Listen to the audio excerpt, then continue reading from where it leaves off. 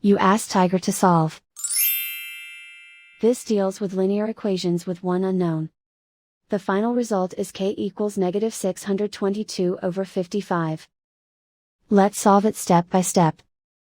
Group all constants on the right side of the equation. Subtract 42/5 from both sides.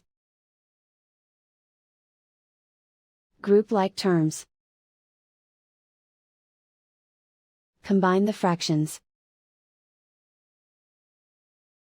Combine the numerators. Reduce the zero numerator.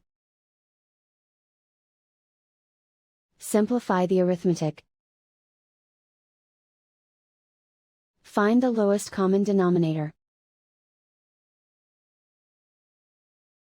Multiply the denominators. Multiply the numerators. Combine the fractions. Combine the numerators.